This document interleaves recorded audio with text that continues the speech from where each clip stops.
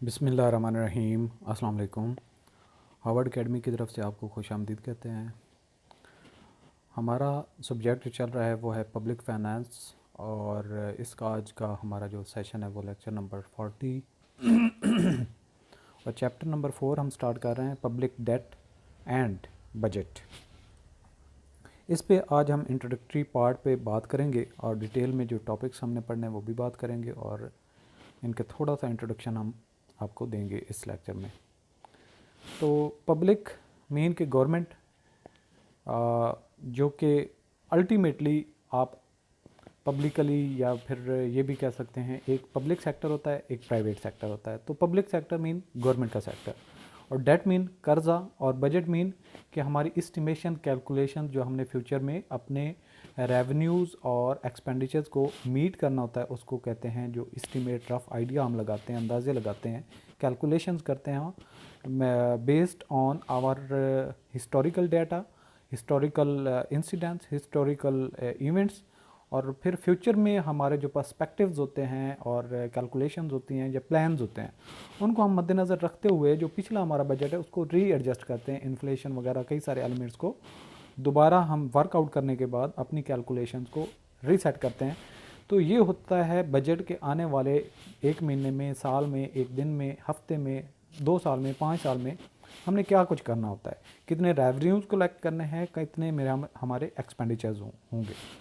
अच्छा, टॉपिक्स क्या क्या इसमें होंगे। पब्लिक डेट से मुराद क्या होता है, इसके meaning, types of public debts, और डेट को रिडीम कैसे कर सकते हैं। रिडीम का मतलब होता है कम करना, ख़त्म करना, पे ऑफ करना।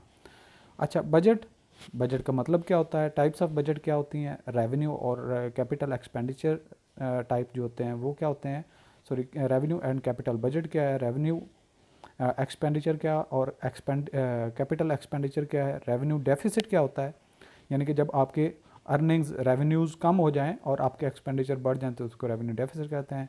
इसके अलावा फिजिकल डेफिसिट है, प्राइमरी डेफिसिट है, बजट डेफिसिट है, फिजिकल डेफिसिट। इसके अलावा कंट्रा साइक्लिकल फिजिकल पॉलिसी है, डेफिसिट फाइनेंसिंग है, preparation of budget in Pakistan, उस पर हम बात करेंगे। तो ये हमारे होंगे ओवरऑल टॉपिक्स। अच्छा, इसके बाद हम बात करते हैं पब्लिक डेट और पब्लिक बजट, दोनों डेट और बजट। जो हम टैक्स कलेक्ट करते हैं सॉरी,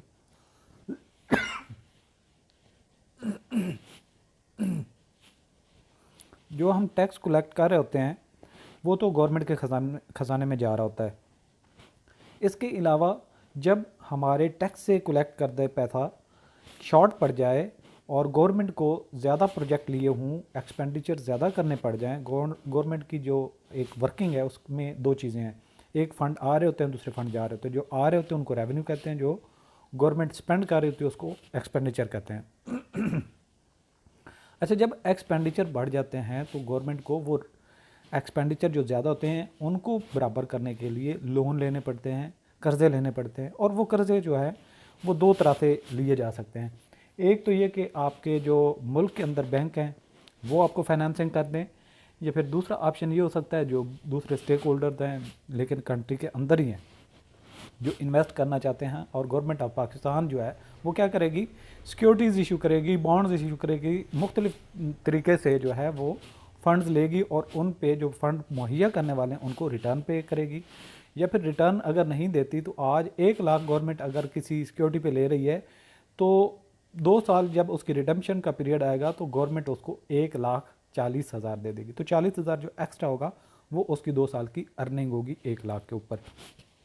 तो ये तरीक़ाकार होता है गवर्नमेंट का रेवेन्यूज़ को या बारोइंग्स को कलेक्ट करने का। तो दो बारोइंग्स, जैसा कि मैंने बताया, इंटरनल मोड भी हो सकता है, जो इन्वेस्टर्स हो सकते हैं, बैंक्स हो सकते हैं, उनसे पैसा ले फिर उनको रिटर्न पे करे, फिर या फिर दूसरे हो सकते हैं दूसरे कंट्रीज़ से ले ये, या फिर दूसरे जो फिनेंशियल इंस्टीट्यूशंस हैं जैसा कि वर्ल्ड बैंक है, एशियन डेवलपमेंट बैंक है, इंटरनेशनल मॉनेटरी फंड, IMF वगैरह। तो इस तरह के इदारे होते हैं जिनका काम ही ये होता है, जिनके पास लोग, जिनके पास एक्स्ट्रा पैसा होता है वो पैसा इनके पास रखते हैं, ये पैसा दूसरे मुल्कों को देते हैं और उस पर रिटर्न लेके उन्हीं इन्वेस्टर्स को वापस करते हैं। तो ये दो नेचर की आ जाएगी हमारे पास बारोइंग, एक इंटरनल हो जाएगी, एक एक्सटर्नल हो जाएगी। और ये जो हमारे पास पब्लिक डेट होता है, ये टैक्स के अलावा जो बारोइंग्स होती हैं उनको हम कहते हैं। Among the non tax sources the major source of revenue of the government is public debt, that is borrowing. ये क्या है? उधार लेने का अमल है। इट में आइदर बी इंटरनल और एक्सटर्नल डेट्स, दो ऑप्शन हो सकते हैं जैसे कि आपको बताया। When the government raises revenue by borrowing from within the country it is called internal debt. जब हम मुल्क के अंदर से ही सोर्सेज से फंड ले लेते हैं, पैसा ले लेते हैं, रेवेन्यू कलेक्ट कर लेते हैं, लोन ले लेते हैं, बारोइंग्स ले लेते हैं, तो इनको हम कहते हैं इंटरनल डेट। तो जब हम कंट्री से बाहर किसी इदारे से, मुल्क से या फिर इन्वेस्टर से पैसा लेते हैं उसको external date.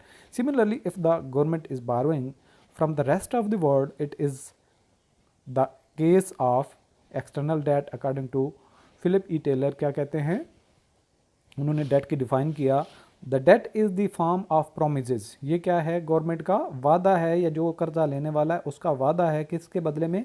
Bye the treasury to pay to the holders of these promises. ये एक किस्म के सर्टिफिकेट होते हैं। फर्स्ट किया यहाँ पे मैं कहता हूँ, यहाँ पे है ये जी हमारे पास गवर्नमेंट है, ये गवर्नमेंट है हमारे पास, ठीक है जी। और यहाँ पे हमारे पास पॉपुलेशन है, लोग हैं जिनके पास पैसा ज़्यादा है, इन्वेस्टर्स हैं, ठीक है। तो ये बस आप लोग समझ लें, ये लोग हैं।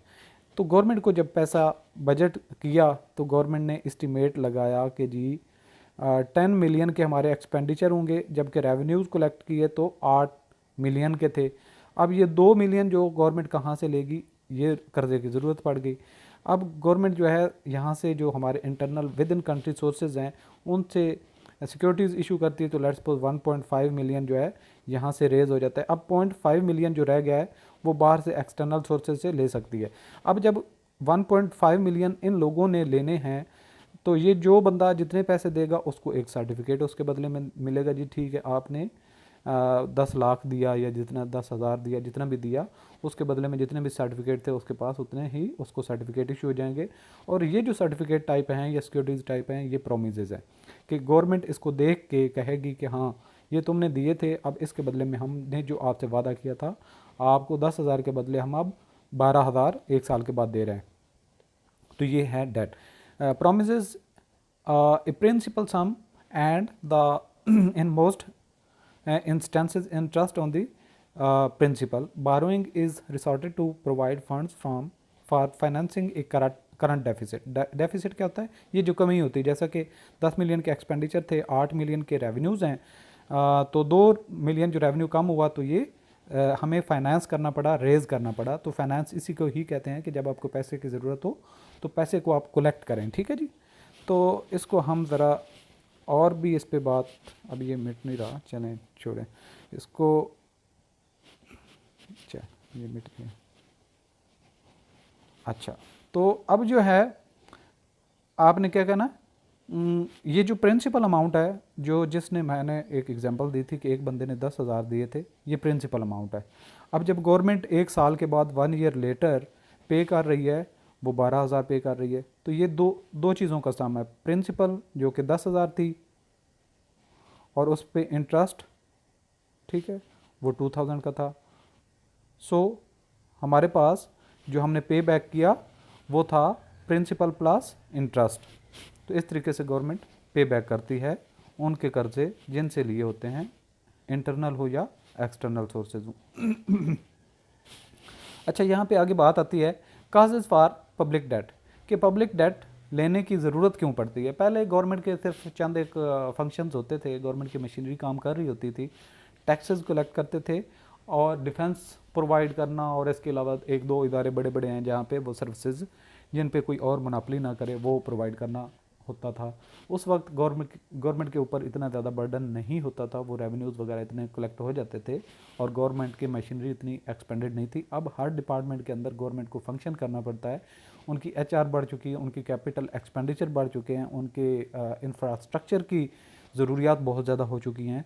तो गवर्नमेंट का जो फंक्शनिंग है अब बहुत ज़्यादा हो चुकी है, एक एंटरप्रेन्योर की तरह से हो चुकी है।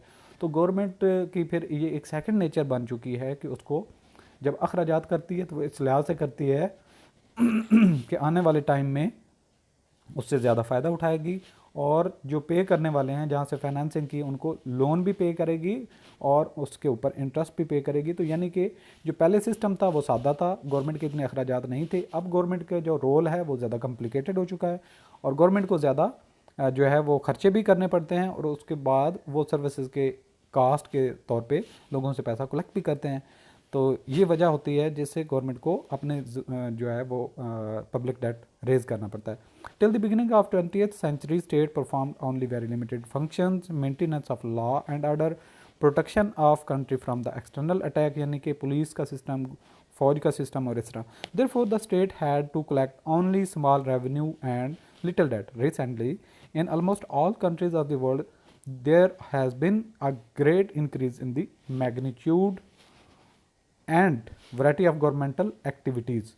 The acceptance of the principle of the welfare state increases, यानी कि जो welfare state का कंसेप्ट वो बढ़ चुका है। अब गवर्नमेंट हर जगह पे सहूलियत मुहैया करने के लिए, बेहतरीन कोशिश करने के लिए तगुदो करती रहती। The role of state participation in the economic activity, this has necessitated the need to find out additional sources of finance, hence modern governments have come to rely on public borrowing। तो इस वजह से government को जो welfare state बनने के लिए अपने जो बारोइंग्स है वो रेज करना पड़ती हैं और अखराजात बढ़ जाते हैं।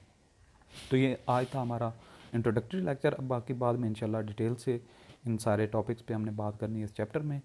तो आप हमारा कंप्लीट कोर्स भी ज्वाइन कर सकते हैं ऑनलाइन www.howardacademy.com आप विज़िट कर सकते हैं। और इसके अलावा आपका कोई क्वेश्चन हो तो आप हमें व्हाट्सएप या कॉल भी कर सकते हैं। 0333 570 622 is our cell phone number. Thanks for watching. खुदा हाफिज़।